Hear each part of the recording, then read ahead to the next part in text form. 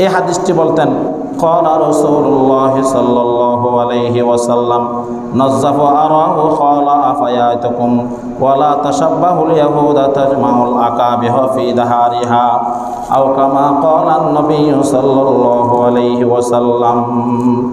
তোমরা তোমাদের বাড়ির আঙ্গিনা সর্বাধিক পরিচ্ছন্ন রাখবে, কারণ বাড়ির আঙ্গিনা অপরিষ্কার রাখা এটা ইহুদিদের চরিত্র। ইহুদি খ্রিস্টানরা তাদের বাড়ির আঙ্গিনা যেটা রয়েছে ওটা সদা সর্বদা অপরিষ্কার অপরিচ্ছন্নতা রাখে। বাস্তবতায় আপনারা কখনো দেখছেন কি জানি না, আমি দেখেছি আমার জীবনে অনেকবার বিভিন্ন কাজে যেতে হয়। হিন্দু পাড়ার দিয়ে যখন যাই, হিন্দুদের বাড়ির পাশ দিয়ে যখন আমাদের বাড়িতে দুটি রাস্তা রয়েছে, বাড়িতে বাজারে আসতে হলে বিকল্প রাস্তা যদি ব্যবহার করি হিন্দুদের বাড়ির সামনে দিয়ে আসতে হয়, তখন দেখি ওদের বাড়ির আঙ্গিনা একদম অপরিষ্কার অপরিচ্ছন্ন।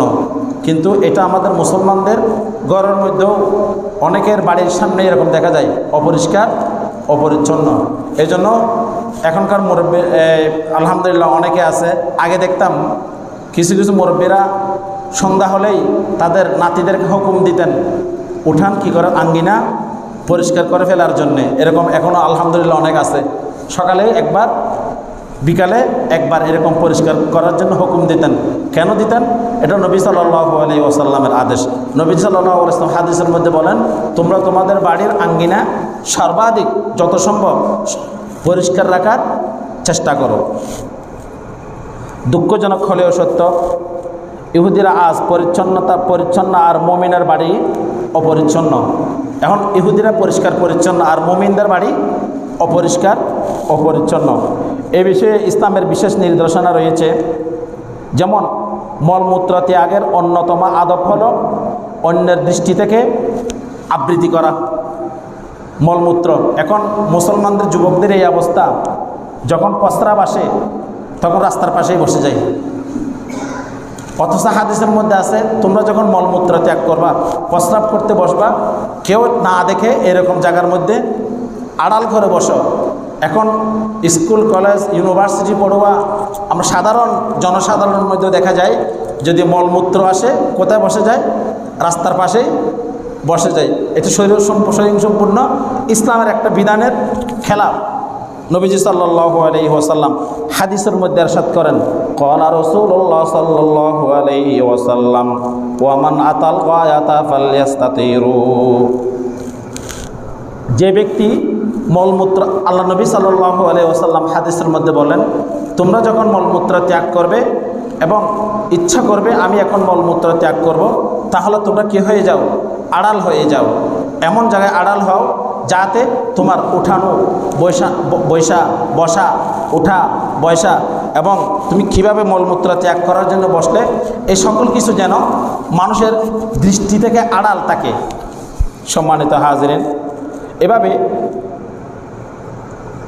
রাসূলুল্লাহ সাল্লাল্লাহু আলাইহি ওয়াসাল্লাম অন্য হাদিসের মধ্যে ইরশাদ করেন, ক্বালা রাসূলুল্লাহ সাল্লাল্লাহু আলাইহি ওয়াসাল্লাম ইত্তাকুল মালায়ানি সালাসা কিলা ওয়া মাল মালাইনা ইয়া রাসূলুল্লাহ ক্বালা আইয়াকুদা আহাদুকুম ফিয-যিল্লি ইস্তাযিল্লু ফীহি আও ফী তরিকিন আও ফীহি নাকআতুন মাইন আও কামা ক্বালা নবী সাল্লাল্লাহু আলাইহি ওয়াসাল্লাম। আমাদের ইসলামিক জ্ঞান না থাকার কারণে আমাদের বিশেষ করে কলেজ ইউনিভার্সিটি পড়ুয়া ছাত্র ভাইয়েরা আর আমরা যারা সমাজের সাধারণ মানুষ, আমাদের ইসলামিক নলেজ না থাকার কারণে আমরা যখন মলমূত্র ত্যাগ করি রাস্তা ধারে, কোথায় মলমূত্র ত্যাগ করব আর কোথায় মলমূত্র ত্যাগ করব না, কোথায় প্রস্রাব করতে বসতে পারবো কোথায় বসতে পারবো না, এই সম্পর্কে আমাদের জ্ঞান নাই।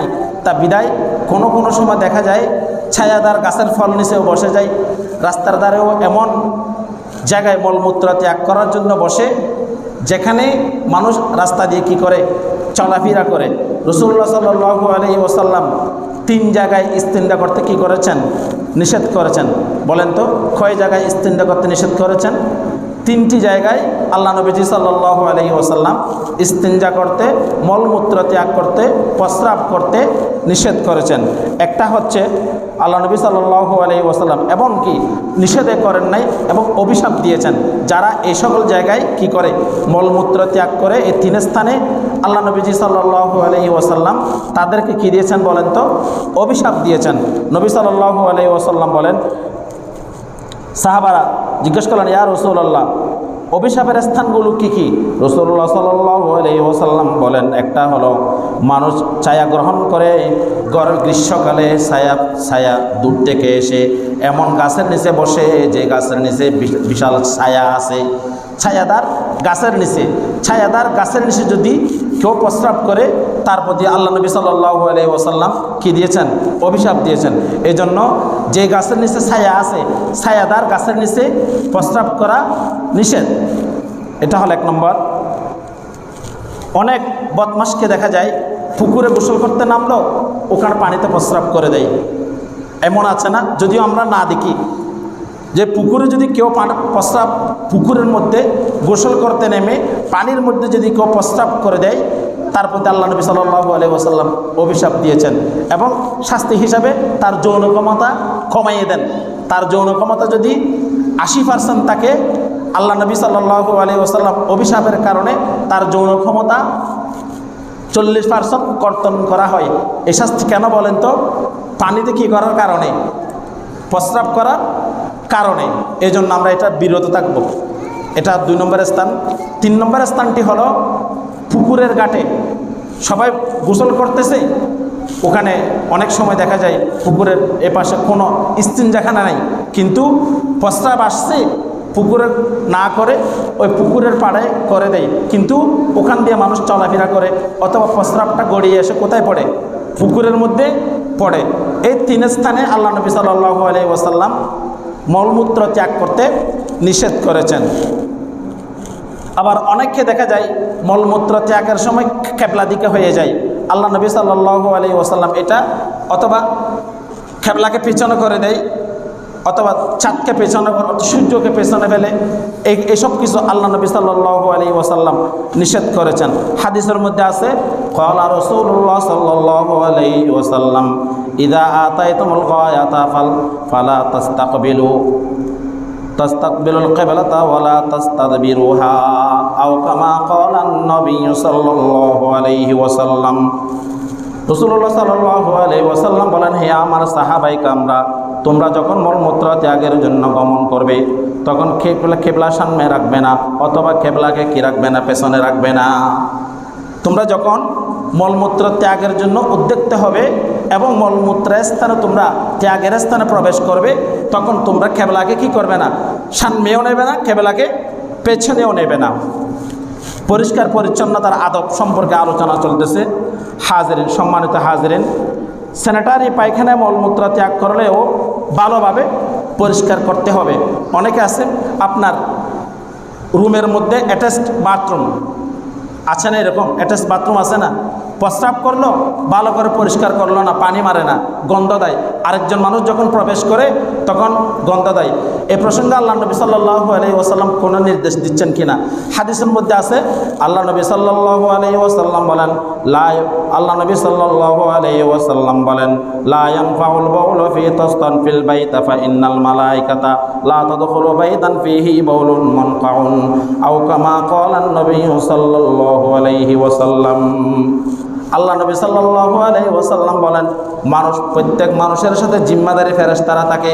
জিম্মাদারি ফেরেশতারা তার থেকে 2 অবস্থার মধ্যে আলোক হয়ে যায়। এক অবস্থা হলো স্বামী স্ত্রী যখন পরস্পর সাক্ষাতের মধ্যে যায়, ওই অবস্থায় তার দায়িত্বরত ফেরেশতারা তাদের কাছ থেকে কি হয়ে যায়? আলাদা হয়ে যায়। আরেকটা হচ্ছে তার ঘরের মধ্যে, স্যানিটারির মধ্যে অথবা ওয়াশরুমের মধ্যে, অনেকের বাড়িতে ওয়াশরুম নাই, বালতি আছে, প্রস্রাবখানা দূরে, রাত্রে এরকম অনেক বাড়ি আছে না, বালতির মধ্যে প্রস্রাবটা জমা রাখে, সকালে কি করে দেয়? ফেলে দেয়। এরকম অনেক ঘরে আছে না? আল্লাহ নবী সাল্লাল্লাহু আলাইহি ওয়াসাল্লাম বলতেছেন, যে সকল ঘরে এরকম প্রস্রাব জমা থাকবে, সারা রাত ফেরেশতারা তাদের থেকে কি থাকবে? বিচ্ছিন্ন থাকবে। কিসের কারণে? ওই জমা প্রস্রাবের কারণে। এজন্য আমাদের উচিত, এগুলো আমরা অনেকে জানি না, এগুলো অত্যন্ত একটা প্রয়োজনীয় মাসালা, এগুলো জানা প্রয়োজন আমাদের। স্যানিটারি, এভাবে অ্যাটাচ বাথরুম, প্রস্রাব করলেন, ভালো করে পানি মারলেন না, ফেরেশতারা আলাদা হয়ে যাবে। আল্লাহ নবী সাল্লাল্লাহু আলাইহি ওয়াসাল্লামের হাদিস, বুখারী শরীফের হাদিস 1 নম্বর খণ্ডের 154 নম্বর হাদিস, মুসলিম শরীফের 1 নম্বর খণ্ডের 200 বাবু তহারাতের অধ্যায় থেকে এই হাদিস আনা হয়েছে। আল্লাহ নবী সাল্লাল্লাহু আলাইহি ওয়াসাল্লাম বলেন, এই যাদের স্যানিটারির মধ্যে প্রস্রাব জমা থাকে, এভাবে অনেকের স্যানিটারির মধ্যে দেখা যায় মল ত্যাগ করে যায়, ওগুলো জমা থাকে, গন্ধ দেয়। তো আল্লাহ নবী সাল্লাল্লাহু আলাইহি ওয়াসাল্লাম বলেন, ভালো করে কি করে দাও, পানি মেরে দাও, যাতে করে ময়লা কি হয়ে যায়, পরিষ্কার হয়ে যায়, এবং ফেরেশতারা তোমার সঙ্গে ডিউটির মধ্যে থাকতে পারে। কথা বুঝতেছেন তো না? আলহামদুলিল্লাহ। নবী সাল্লাল্লাহু আলাইহি ওয়াসাল্লাম বলেন, দেহ ও পোশাকের, এভাবে দেহ এবং পোশাককেও আমাদের পরিষ্কার রাখা প্রয়োজন। রাসূলুল্লাহ সাল্লাল্লাহু আলাইহি ওয়াসাল্লাম বলেন, ক্বালা রাসূলুল্লাহ সাল্লাল্লাহু আলাইহি ওয়াসাল্লাম, আম্মাতুল আযাবুল কবর ফিল বাউলি ফাস্তাদবারুহা মিনাল বাউল। আল্লাহ নবী সাল্লাল্লাহু আলাইহি ওয়াসাল্লাম বলেন, মানুষের কবরের মধ্যে আযাব হয় দুইটা কারণে। কয়টা কারণে কবরের মধ্যে আযাব হয়? দুইটি কারণে মানুষের কবরের মধ্যে আযাব হয়। একটা হলো মানুষ প্রস্রাব থেকে পরিষ্কার না থাকার কারণে। বৈজ্ঞানিকরা বলতেছেন, স্ত্রীদের, মেয়েদের প্রস্রাবের রাস্তা এটা হলো একদম সোজা, যার কারণে ওদের প্রস্রাব করে বেশিক্ষণ অপেক্ষা করতে হয় না। পক্ষান্তরে একজন পুরুষের প্রস্রাবের রাস্তাটা অনেক বাঁকা। বলা হচ্ছে কীরকম বাঁকা? রগটাকে যদি সোজা করতে যাই, রগটাকে, আমার কাছে একটা বই আছে, মানব সৃষ্টির রহস্য। এখানে মানুষের প্রত্যেকটি অঙ্গ প্রত্যঙ্গের একটা বৈজ্ঞানিক এবং কোরআন সুন্নাহর আলোকে বিশ্লেষণ করা হয়েছে। আমি যদি এখানে আসব, একটু পেছনে যদি আপনাদেরকে নিয়ে যাই, এই যে আমরা চিন্তা বিক্রি করি, মানুষের হার্ড ডিস্ক, এটা কত পাওয়ার জানেন? কেউ বলতে পারবেন? মানুষের হার্ড ডিস্ক, কম্পিউটারের হার্ড ডিস্ক আছে না, এখানে তথ্য জমা থাকে। মানুষের হার্ড ডিস্কের পাওয়ার কেউ বলতে পারবেন? এখানে স্কুল কলেজের ছাত্র ভাইয়েরা আছেন, কেউ বলতে পারবেন না। 10,000 জিবি। কয় জিবি? 10,000 জিবি। 1 জিবি 2 জিবি নয়, মানুষের হার্ড ডিস্ক। আবার প্রত্যেকটা জিবি 1000 ভাগে বিভক্ত। তাহলে মানুষকে আল্লাহ পাক সুবহানাহু ওয়া তাআলা সর্বোচ্চ ক্ষমতা দিয়েছেন, 10,000 জিবি হার্ড ডিস্ক দিয়েছেন। আবার প্রত্যেকটা হার্ড ডিস্কের সাথে 10,000 জিবি কি দিয়েছেন? কথাগুলো জমা রাখার জন্য। আমার সাথে আপনার সাথে দেখা হয়েছিল আজ থেকে 20 বছর আগে। 20 বছর বা 25 বছরের ভিতর, অথবা 30 বছর পাড়ি দিলাম, এর ভিতর দেখা হয় না। এই 35 বছরের ভিতরে আপনার অনেক পরিবর্তন হলো না? অথবা আপনি পরিবর্তন হতে পারেন, আমি পরিবর্তন হতে পারি, আমি বৃদ্ধ হতে পারি, চুল দাড়ি থেকে সাদা হয়ে যেতে পারি, চিনাটা অসম্ভব। হঠাৎ আপনি কোনোভাবে আমাকে চিনে ফেললেন, বলা হচ্ছে না আপনাকে কোথায় কোথায় জানি দেখেছি, বলা হচ্ছে ও সাতকানি রাস্তার মাথায়। এই যে আপনি বললেন ও সাতকানি রাস্তার মাথায়, আপনার সাথে আমার সাথে আজ থেকে 35 বছর আগে দেখা হয়েছিল। এই যে কথাটা কোথায় জমা থাকে? মাথার পেছনে। এই জন্য আল্লাহ নবী সাল্লাল্লাহু আলাইহি ওয়াসাল্লাম বলেন, কোনো বাচ্চাকে যখন তালিম দেবে তখন থাপ্পড় দেওয়া নিষেধ। আমরা অনেক শিক্ষকরা আসি, রাগে ছেলেদেরকে থাপ্পড় দিয়ে ফেলি। কোথায়? কানের মধ্যে, অথবা পড়াতে বসতে কোথায় থাপ্পড় দিয়ে বলেন না? মাথার মধ্যে। অনেক পিতামাতাও আছে, ছেলে মেয়ে যখন অবাধ্য হয়ে যায় থাপ্পড়টা কোথায় দেয়? আর বলেন না, মাথায় অথবা মাথার পেছনে, এরকম আছে না? এই জন্য মাথায় থাপ্পড় দেওয়া নিষেধ, এটা সম্পূর্ণ। এবং যেটা আপনাকে বলতে চাইছিলাম, এই যে মাথার ব্রেন রগ যেটা আছে, সূর্য থেকে পৃথিবীর দূরত্ব যে যতটুকু, এই দূরত্বকে যদি 2 দিয়ে কি করেন, গুণ করেন, ফলাফল যত হবে ততই হলো এই মানুষের ব্রেইনের দূরত্ব, মানুষের একটা রগের দূরত্ব আল্লাহ পাক সুবহানাহু ওয়া তাআলা দিয়েছেন। এটা সবগুলা আল্লাহ পাক সুবহানাহু ওয়া তাআলা আমাদেরকে দিয়েছেন। এই যে আপনি চোখে দেখতেছেন, চোখে দেখতেছেন, কয়টা ক্যামেরা আছেন? এই যে মোবাইল দিয়ে ভিডিও হচ্ছে, এই মোবাইলের 4টা ক্যামেরা রয়েছে। আমরা যে চোখে দেখি, আমাদের চোখে কয়টা ক্যামেরা আছে জানেন? কোনোদিন চিন্তা করছেন? একটা চোখে 36,000 ক্যামেরা আছে। আল্লাহু আকবার। কয়টি ক্যামেরা? 36,000 ক্যামেরা আছে একটা চোখে। 2টি চোখে, একটা চোখে যদি 36,000 ক্যামেরা থাকে, আল্লাহ পাক সুবহানাহু ওয়া তাআলা 36,000 ক্যামেরা দিলেন কেন? একটু কোনোদিন চিন্তা করেছেন? এই চোখ, এই জন্য তা আল্লাহ পাক সুবহানাহু ওয়া তাআলা বলেন, মা লা আইনুন রাআয়াত ওয়ালা উযুনুন সামিআত ওয়ালা খাতারা আলা কলবি বাশার। এই চোখের হেফাজত করতে হবে। যারা চোখের হেফাজত করবে তাদের জন্য আমি আল্লাহ এমন এমন নিয়ামত রেখেছি যারা মালা আইন রায়াত, চোখে কোনোদিন দেখে নাই, ওয়ালা উদুনুন সামিআত, কানও কোনোদিন শুনে নাই, ওয়ালা খাতারা কলবি আলা বাশার, অন্তরেও কোনোদিন ভাবনা করতে পারে নাই। নাকের ছিদ্র দুটো দিলেন কেন? আমি একটা থেকে আরেকটাতে চলে গেছি, আবার আসবো ইনশাল্লাহ। নাকের ছিদ্র দুটো দিলেন কেন? একটা যদি কোনো কারণে বন্ধ হয়ে যায়, আরেকটা চালু থেকে আমার নিয়ামত যেন বুক করতে পারো মতো। হাত দুটো দিলেন কেন?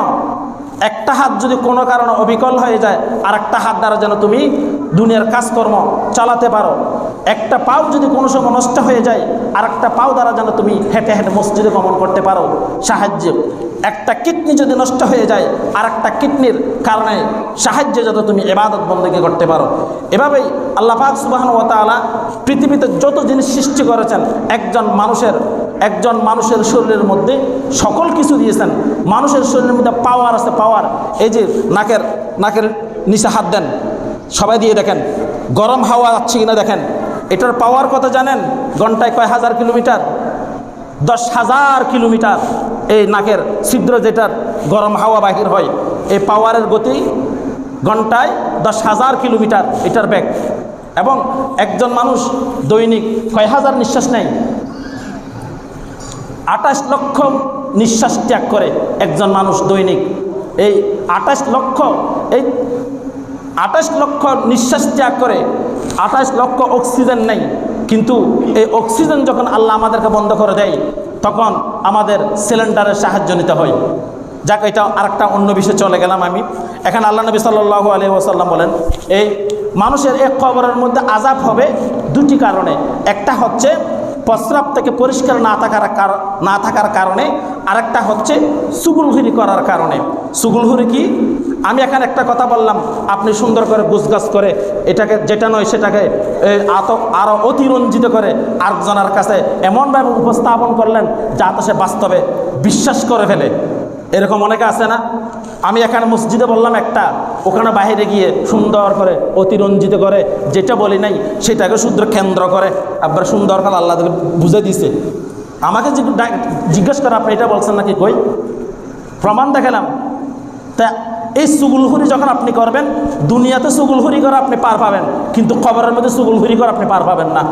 আল্লাহ নবীর হাদিস, ক্বালা রাসূলুল্লাহ সাল্লাল্লাহু আলাইহি ওয়াসাল্লাম আম্মাতুল আযাবুল কবর ফিল বাউলি ফাস্তাদবিরুহা মিনাল বাউল। যারা প্রস্রাব থেকে কি করে না, পরিষ্কার পরিচ্ছন্নতা করে না, রাখে না, তাদের কবরের মধ্যে আল্লাহর নবী বলতেছেন তাদের কবরের মধ্যে আযাব হবে। আরেকটা আযাব হবে চুগলখুরির কারণে। আল্লাহ নবী সাল্লাল্লাহু আলাইহি ওয়াসাল্লাম বলেন, ক্বালা রাসূলুল্লাহ সাল্লাল্লাহু আলাইহি ওয়াসাল্লাম ইতাহা লা ইয়াযিবানা ওয়া মা ইউযিবানা ফিল কবর আম্মা আহাদুমা ফাকানা লা ইস্তাদবিরু মিনাল বাউল ওয়া আম্মা আখিরু ফাকানা ইয়ামশি বিন নামিমা আও কামা ক্বালা an-নবী সাল্লাল্লাহু আলাইহি ওয়াসাল্লাম। আল্লাহ নবী সাল্লাল্লাহু আলাইহি ওয়াসাল্লাম, নবীজির নাম শুনলে সাল্লাল্লাহু আলাইহি ওয়াসাল্লাম বড় করে না বললেও ছোট আওয়াজে পড়বেন সাল্লাল্লাহু আলাইহি ওয়াসাল্লাম। একসময় কিছু সাহাবায়ে কেরাম নিয়ে রাস্তার ধার দিয়ে হেঁটে যাচ্ছেন। যেতে যেতে কিছু দূর যাওয়ার পরে নবীজি সাল্লাল্লাহু আলাইহি ওয়াসাল্লাম থেমে গেলেন।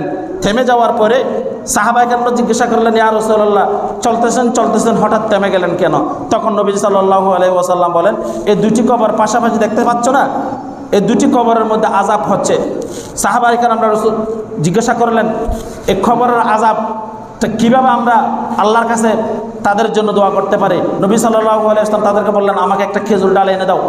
খেজুর ডাল আনলেন এবং দুই ভাগ করে দুইটি কবরের মধ্যে দিয়ে দিলেন এবং দোয়া করলেন তাদের জন্য, আল্লাহ তাদেরকে কি করেন? কবরের আযাব থেকে মুক্তি দান করেন। সাহাবারা জিজ্ঞাসা করলেন, ইয়া রাসূলুল্লাহ, তাদের কবরের আযাব হওয়ার কারণ কি? আল্লাহ নবী সাল্লাল্লাহু আলাইহি ওয়াসাল্লাম বলতেছেন, উনি তো নবী ছিলেন, উনি আল্লাহ পাক সুবহানাহু ওয়া তাআলা হাদিসে কুদসি জিবরাইলের মাধ্যমে জানাই দিলেন, প্রথম খবরের ব্যক্তি যে খবর আযাব হচ্ছে, উনি প্রস্রাব থেকে কি করতো না? পরহেজ করতো না। এই জন্য আমরা যারা নামাজি বন্দারা রয়েছে, আমরা যারা নিয়মিত নামাজ পড়ি, একটা সুপরামর্শ আপনাদেরকে দিব। আমরা বাসা বাড়িতে নামাজ পড়ার জন্য অন্ততপক্ষে লুঙ্গিটা আলাদা রাখবো। অর্থাৎ আমি ওই লুঙ্গিটা ব্যবহার করব শুধুমাত্র নামাজ পড়তে আসলে ব্যবহার করব, নামাজ পড়ে যাওয়ার পর ওটা আবার কি করে ফেলবো? খুলে ফেলবো। কারণ কেন? আমি জানি না আমার অজানা বশত কোনো প্রস্রাব ওই কাপড়ের মধ্যে পড়ছে কিনা আমি জানি না, আল্লাহ মাফ করুন, যদি আপনার কাপড়ের মধ্যে প্রস্রাব যদি পড়ে তাহলে আপনার নামাজ হবে না। আপনার নামাজের জন্য শরীর পাক, কাপড় পাক থাকতে ফরজ, কাপড় পাক থাকা ফরজ। এই জন্য এই পরামর্শটা বিশেষ করে আমার পিতার সমতুল্য বয়োবৃদ্ধ যারা রয়েছেন তাদেরকে আমি পরামর্শ দিব, কি করবেন, অন্ততপক্ষ নামাজ পড়তে যখন আসবেন কাপড়টা, পরিধানের কাপড় চেঞ্জ করে ফেলবেন, নামাজ পড়ে গিয়ে আবার ওইটা কী করবেন, পুনরায় পরিধান করবেন, এটা আলাদা রাখবেন। এভাবে যারা অফিস আদালতে কাজকর্ম করি আপনাদের জন্য পরামর্শ হবে প্যান্টটা আলাদা করে রাখবেন, অথবা ভিতরে একটা শর্ট প্যান্ট পরিধান করতে পারেন, শর্ট প্যান্ট। এটা আপনি নামাজ যখন পড়বেন এটা খুলে ফেলবেন, আবার নামাজ শেষ হলে এটা আপনি আবার ওই আলাদা একটা রুমে গিয়ে আবার পরে ফেলবেন। তাহলে এই হাদিস থেকে আমরা জানতে পারলাম কি, আল্লাহ নবী সাল্লাল্লাহু আলাইহি ওয়াসাল্লামকে হাদিসে কুদসি জিবরাইল এসে বললেন প্রথম কবরে আযাব হচ্ছে কিসের কারণে বলেন তো? প্রস্রাব থেকে প্রহেজ না করার কারণে। সাহাবারা জিজ্ঞাসা করলেন, ইয়া রাসূলুল্লাহ, দ্বিতীয় কবরে আযাব হওয়ার কারণ কি? আল্লাহ নবী সাল্লাল্লাহু আলাইহি ওয়াসাল্লামকে জিবরাইল বলতেছেন দ্বিতীয় কবরে আযাব হওয়ার অর্থ হলো তার একটা অভ্যাস ছিল, সে আমার কথা তোমাকে গিয়ে বলবে, তোমার কথা আরেকজনকে গিয়ে বলবে, চুগলখুরি করতো, মাঝখানে সে সাধু সেজে বসে থাকতো, তার অভ্যাস ছিল এটাই। এই কারণে তার কবরের মধ্যে কি হচ্ছে, আযাব হচ্ছে। সুতরাং এই চুগলখুরি অভ্যাস যাদের রয়েছে, যারা নীতি পরিবর্তন করেন, চুগলখুরি করে আপনি মনে করেন যে আমি যদি এটা একটা কথাকে সাজি গুছ করে যদি খানে বলতে পারি, ওদের খানে বলতে পারি, আমি মনে হয় একটু উচ্চ আসনে উঠবো, এটা একদম মিথ্যা কথা। আপনি নেতাগিরি দেখাতে পারবেন ঠিকই, কিন্তু খবরের মধ্যে আপনি যখন মৃত্যুবরণ করবেন তখন আপনার নেতাগিরি সবগুলো চলে যাবে। খবরের মধ্যে ফেরেশতারা দিবে, ফের এমন দোলাই করবে, এমন মারা মারবে খবরের ভিতরে। আল্লাহ নবী সাল্লাল্লাহু আলাইহি ওয়াসাল্লামকে জিজ্ঞাসা করতেছেন, ইয়া রাসূলুল্লাহ, খবরের আযাব আমরা শুনি না কেন? আসলে কথার দ্বারা কথা বেড়ে যায়।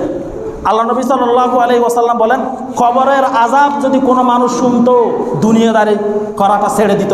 এই জন্য আল্লাহ পাক সুবহানাহু ওয়া তাআলা জিন জাতি এবং ইনসান জাতি থেকে খবরের আযাব কি করে রাখছেন, দূরে রাখছেন। এই জন্য খবরের মধ্যে আযাব হলেও জিন জাতি শুনতে পায় না, মানব জাতি শুনতে পায় না, শোনার মতন কান তাদেরকে দেয় নাই। কিন্তু খবরের আযাব যে হয় সেটা পূর্ব থেকে পশ্চিম, পশ্চিম থেকে পূর্ব, উত্তর থেকে দক্ষিণ, দক্ষিণ থেকে উত্তর, সবাই শুনতে পাই। এই জন্য কোনো কোনো কবরস্থানে দেখা যায় গরু ছাগল লাফালাফি করে, হঠাৎ বেঁধে দিলেও চলে আসে। কারণ কেন? যখনই বুঝবেন কোনো কবরস্থানের উপর গরু বেঁধে দিলে লাফালাফি করে, তখন বুঝতে হবে ওই কবরস্থানে নিশ্চয়ই যে কোনো কবরের মধ্যে আযাব চলতেছে, এটা বুঝতে হবে। আল্লাহ আমাদেরকে বুঝার তৌফিক দান করুন। কাউকে ক্যান্ডিড করে কোনো কথা বলা নয়, পরামর্শ দিচ্ছি। সুতরাং আমাদের উচিত কবরের আযাব থেকে যদি আমরা মুক্তি পেতে চাই, 1 নম্বর অপশান প্রস্রাব থেকে পরিষ্কার থাকা, 2 নম্বর অপশান হচ্ছে চুগলখুরি ছেড়ে দেওয়া। এই দুটো আমাদেরকে পরিহার করতে হবে। আল্লাহ আপনাদেরকে আমল করার জন্য তৌফিক দান করুন, সকলে বলে আমিন। এভাবে অনেকে আসি প্রস্রাব করে বুড়ুর করে উঠে যায়, একটু আগে আমি বলেছিলাম মেয়েদের প্রস্রাব রাস্তা সোজা আর পুরুষদের প্রস্রাবের রকটা অনেক বাঁকা। এটা প্রস্রাব আসতে সময় লাগে, আসতে যেমন সময় লাগে ক্লিয়ার হতেও সময় লাগে। এই জন্য শরীয়তের বিধান হচ্ছে আপনি প্রস্রাব করে ওখানে যে স্থানে প্রস্রাব করছেন হয়তোবা কিছুক্ষণ ওখানে দাঁড়িয়ে থাকবেন, লেফট রাইট করবেন, ওই স্থানে বসে লেফট রাইট করবেন, অথবা ডান ট্যাঙ্কের উপর খল দেবেন, ডান ট্যাঙ্ক একটু গুজা হবেন, গুজা হলে একটু প্রস্রাব কি হয়ে যায়, ক্লিয়ার হয়ে যায়। অথবা হাদিস শরীফ বলতেছে যে পুরুষরা তাদের লজ্জাস্থানকে এভাবে 3 বার টান দিবে। কয়বার? 3 বার টান দিবে। হাদিসের মধ্যে আছে ক্বালা রাসূলুল্লাহ সাল্লাল্লাহু আলাইহি ওয়াসাল্লাম, ইবনে মাজার প্রথম খণ্ড 118 নম্বর হাদিস, কিতাবুত তাহারাতের। আল্লাহ নবী সাল্লাল্লাহু আলাইহি ওয়াসাল্লাম বলেন, ইদা বালা আহাদুকুম ফালইয়াতাওয়ারু যাকারা সালাতা মাররা ওয়া ফা ইন্না যালিকা ইয়াজজি আনহু। সাহাবায়ে কেরামরা, আল্লাহ নবী জিহাদের ময়দানে সেনাপতি ছিলেন, মসজিদের মধ্যে যখন দাঁড়াতেন ইমাম ছিলেন, আবার সাহাবায়ে কেরামদেরকে যখন তালিম দিতেন তখন শিক্ষক ছিলেন। সাহাবায়ে কেরাম তো পূর্ব থেকে মুসলমান ছিলেন না, সবাই তো ওই পূর্বের ধর্ম ত্যাগ করে কি হয়েছেন, ইসলাম ধর্মের মধ্যে আসছেন। তো তাদেরকে তালিমের প্রয়োজন নেই? অবশ্যই তালিমের প্রয়োজন আছে। এই জন্য নবী সাল্লাল্লাহু আলাইহি ওয়াসাল্লাম তালিম দিচ্ছেন, শিক্ষা দিচ্ছেন। প্রস্রাব যখন, হে আমার সাহাবায়ে কেরামরা, তোমরা যখন প্রস্রাব করতে বসবা, প্রস্রাব করার পরে তোমাদের লজ্জাস্থানকে পেছন থেকে সামনের দিকে এভাবে সবাই আমার আঙ্গুলের দিকে দেখেন, এভাবে কয়বার টান দিবেন? 3 বার। 1, 2, 3 বার টান দিবেন। সাহাবায়ে কেরামরা জিজ্ঞেস করলেন, ইয়া রাসূলুল্লাহ, এভাবে যদি 3 বার টান দিই তাহলে ফায়দাটা কি হবে? আল্লাহ নবী বলতেছেন, যদি এভাবে 3 বার টান দাও তাহলে ওই যে রগের উপর যখন হাত পড়বে, আবার পাশে নয়, প্রস্রাবের রগটা হচ্ছে নিচের দিয়ে, এক হাত বৃদ্ধাঙ্গুল, আল্লাহ নবী এভাবে দেখা দিলেন, বৃদ্ধাঙ্গুল নিচে, শাহাদাত আঙ্গুল উপরে, এভাবে টান দিতে বলছেন। কারণ প্রস্রাবের রগ দুইটা, একটা উপরে একটা নিচে, কিছু প্রস্রাব উপরে রগ দিয়ে আসে আর কিছু প্রস্রাব নিচে রগ দিয়ে আসে। এই জন্য আল্লাহ নবী বলতেছেন এভাবে টান দাও, এভাবে টান দিলে তোমার প্রস্রাবটা তাড়াতাড়ি কী হয়ে যাবে? ক্লিয়ার হয়ে যাবে। এটা হচ্ছে হাদিস, আল্লাহ নবী সাল্লাল্লাহু আলাইহি ওয়াসাল্লাম বলতেছেন। এভাবে আমরা যখন প্রস্রাব করতে ঢুকবো, আমি গত সপ্তাহে বলেছি ওয়াশরুম হচ্ছে শয়তান বসবাসের স্থান। শয়তান 2 জায়গায় বসবাস করে, একটা হচ্ছে বাজার, আর একটা হচ্ছে ওয়াশরুম, বাথরুম যেটাকে আমরা বলি। এটা বাথরুমেও শয়তান বসে থাকে। এই জন্য শয়তান থেকে আত্মরক্ষার জন্য আল্লাহ নবী সাল্লাল্লাহু আলাইহি ওয়াসাল্লাম বলতেছেন, তুমি যখন বাথরুমে প্রবেশ করবা তখন দোয়া ছাড়া ঢুকবে না, অবশ্যই দোয়াটা আগে পড়ে নিতে হবে। আল্লাহ নবী সাল্লাল্লাহু আলাইহি ওয়াসাল্লাম বলেন, আল্লাহুম্মা ইন্নী আউযু বিকা মিনাল খুবুথি ওয়াল খাবায়েস, আয় আল্লাহ, আমি দুষ্ট শয়তান থেকে কি সাথে আশ্রয় প্রার্থনা করতেছি, আমি দুষ্ট শয়তান থেকে তোমার নিকট আশ্রয় প্রার্থনা করতেছি। এভাবে নবী সাল্লাল্লাহু আলাইহি ওয়াসাল্লাম বলতেছেন, যখন তোমার প্রস্রাব এবং পায়খানা শেষ হয়ে যাবে তখন তুমি আল্লাহর কাছে শুকরিয়া আদায় করবে। হুজুর, প্রস্রাব পায়খানা করে আল্লাহর কাছে শুকরিয়া আদায় করতে হবে নাকি? অবশ্যই শুকরিয়া আদায় করতে হবে। অনেক ভাই আছেন পায়খানা ক্লিয়ার হয় না, যে ওষুধ খেয়ে পায়খানা ক্লিয়ার করায়, এরকম আছে না? তা আপনার তো আলহামদুলিল্লাহ ওয়াশরুমে বসলেন, পায়খানা যদিও বা আলোচনাগুলো শুনতে আমার একটু খারাপ লাগে, বলতে খারাপ লাগে, তারপরে কিন্তু অত্যন্ত প্রয়োজনীয় বলে মনে করি আমি। অনেক ভাই আছে ওয়াশরুমের মধ্যে ওয়াশরুম ক্লিয়ার হয় না, ওষুধ খেয়ে ওষুধের মাধ্যমে ওয়াশরুম ক্লিয়ার করাতে হয়। অনেক বাইরে এরকমও আছে 8 ঘন্টা পর্যন্ত চলে যায় বাথরুমের মধ্যে, এরকম আসে না অনেকে। আবার অনেক বাইরে আছে বসা মাত্র আলহামদুলিল্লাহ ক্লিয়ার হয়ে যায়। শুকরিয়া আদায় করতে বলছেন আল্লাহ নবী, যেভাবে হোক না কেন আপনি ওয়াশরুমটা ক্লিয়ার করালেন, ওষুধের মাধ্যমে হোক, আপনি খুদ দিয়ে হোক, অথবা অন্য কোনো উপায়ে হোক, আপনি কি করালেন? বাথরুমটা ক্লিয়ার করালেন, তা আপনাকে আল্লাহর কাছে শুকরিয়া আদায় করতে হবে না? তা আলহামদুলিল্লাহ বলবেন, বলতেছে না, পুরো দোয়া পড়বেন, আলহামদুলিল্লাহিল্লাযী আযহাবা আন্নিল আযা ওয়া আফানি, অথবা গুফরানাকা আলহামদুলিল্লাহিল্লাযী আযহাবা আন্নিল আযা ওয়া আফানি, আয় আল্লাহ, আপনি আমাকে কষ্টদায়ক জিনিস থেকে মুক্তি দান করলেন, এই জন্য আপনার দরবারে কি করি? শুকরিয়া আদায় করি, আলহামদুলিল্লাহ। এভাবে রাসূলুল্লাহ সাল্লাল্লাহু আলাইহি ওয়াসাল্লাম পরিষ্কার পরিচ্ছন্নতার প্রতি অত্যন্ত দৃঢ় তাগিদ দিয়েছেন।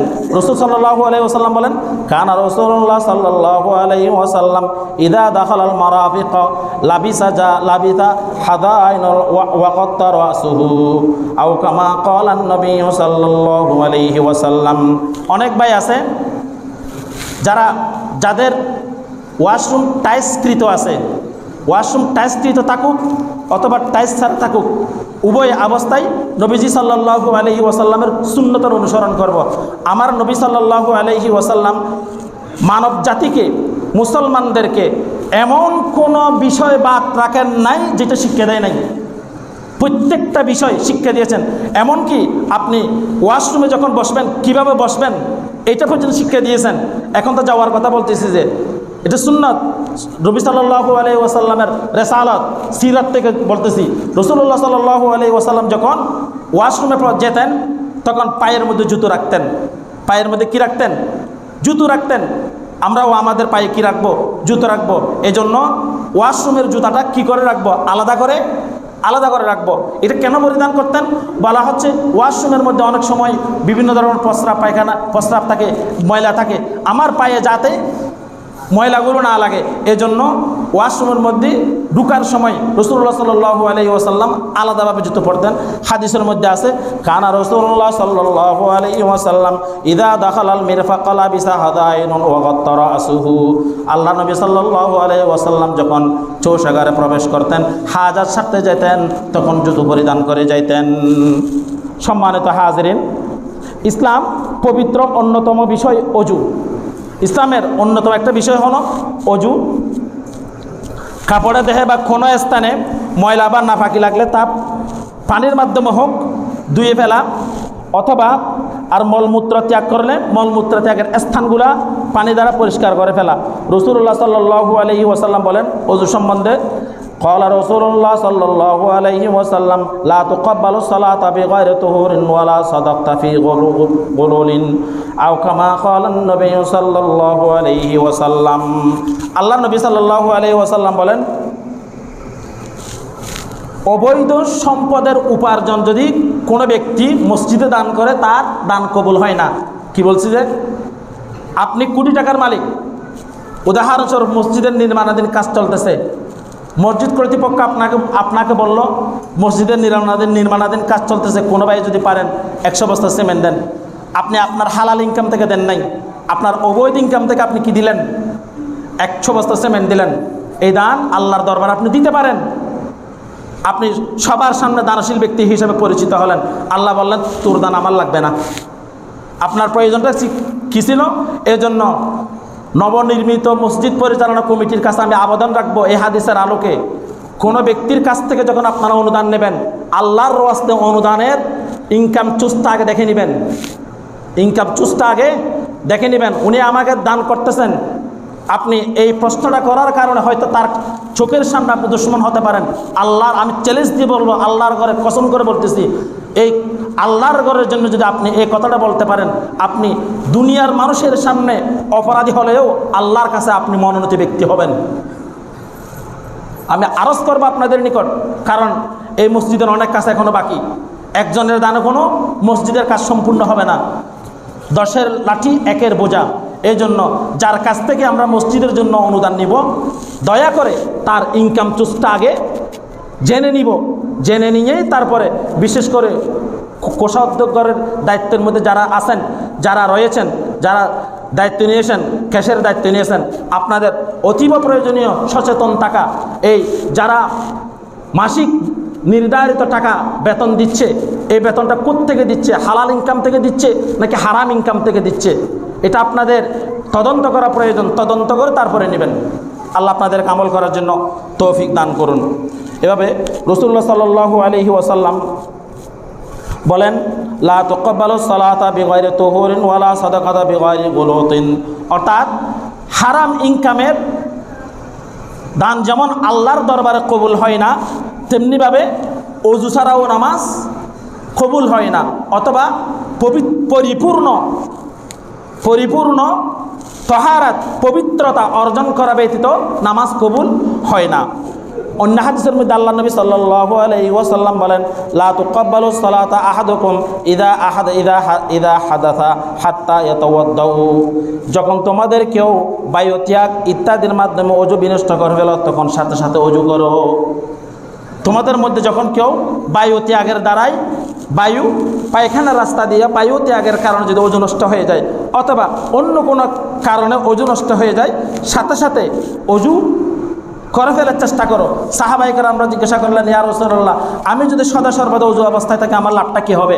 আল্লাহ নবী সাল্লাল্লাহু আলাইহি ওয়াসাল্লাম বলেন, আল্লাহ মাফ করুন, যদি ওই অবস্থার মধ্যে তোমার ওযু আছে, ওই অবস্থার মধ্যে যদি আজরাইল আলাইহিস সালাতু ওয়াস সালাম তোমার জান কবজ করার জন্য চলে আসে, আজরাইল যদি তোমাকে ওযু অবস্থার মধ্যে কি করে জানটা কবজ করে, তুমি জান্নাতে যাওয়ার জন্য এতটুকুই বাকি, তুমি জান্নাতে যাওয়ার জন্য এতটুকুই বাকি, তোমার জানটা শরীর থেকে বাইর হতে দেরি, জান্নাতে প্রবেশ করতে কি করবে না, দেরি করবে না।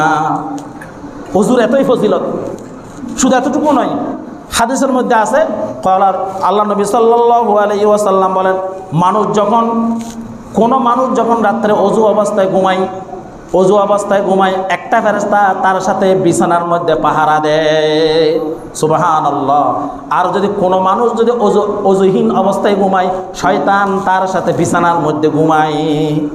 তাহলে এখন অযু অবস্থায় ঘুমানো ভালো নাকি অযু ছাড়া ঘুমানো ভালো? কোনটা ভালো? অযু অবস্থায় ঘুমানো ভালো।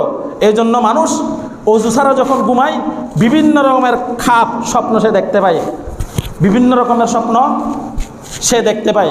একজন বলে মানুষ ছিল, তার বিয়ে করার সময় হয়েছে, কিন্তু সে অজু করতো না, একদম শীতকাল আসলে গোসলও করতো না।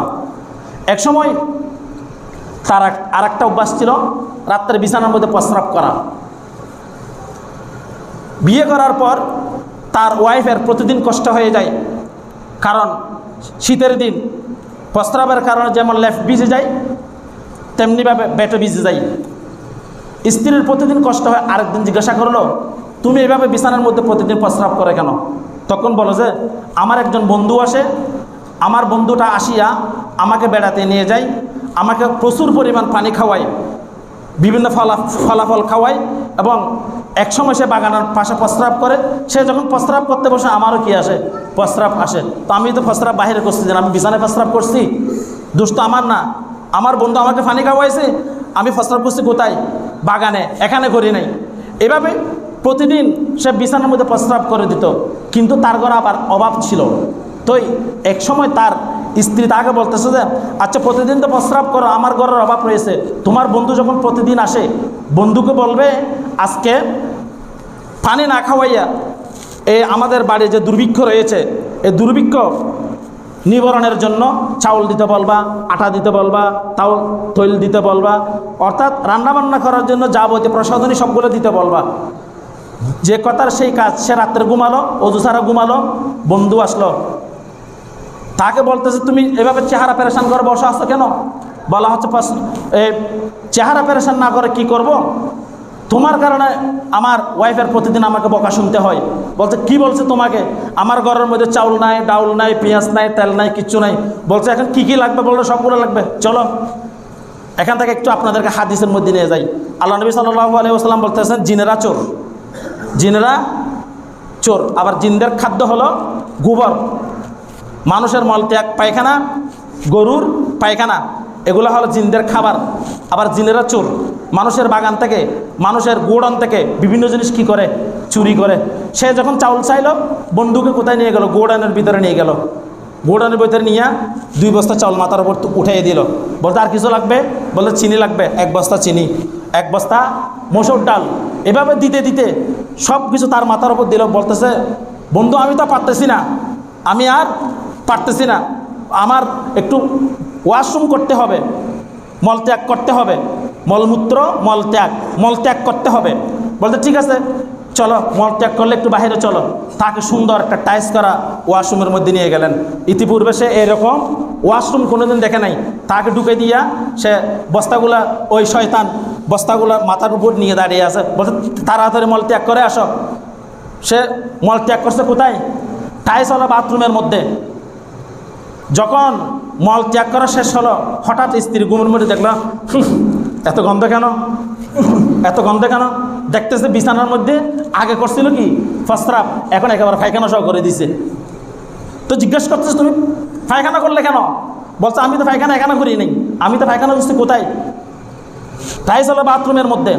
তাহলে আপনাদেরকে বুঝতে চাইছিলাম শয়তান মানুষের সঙ্গে রাত্রে ঘুমায় কখন? যখন কোনো মানুষ অজুহীন অবস্থায় ঘুমায়, শয়তানও তার সাথে একই বিছানায়, একই লেপে, একই বালিশে তাকে জড়িয়ে ধরে ঘুমায়।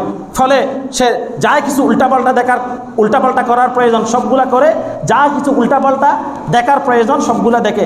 আর যখন কোনো মানুষ রাত্রে অজু অবস্থায় ঘুমায়, তখন শয়তান দূর হয়ে যায়, স্থানটা দখল করে কে? ফেরেশতা। আরও অনেক কথা বাকি আছে।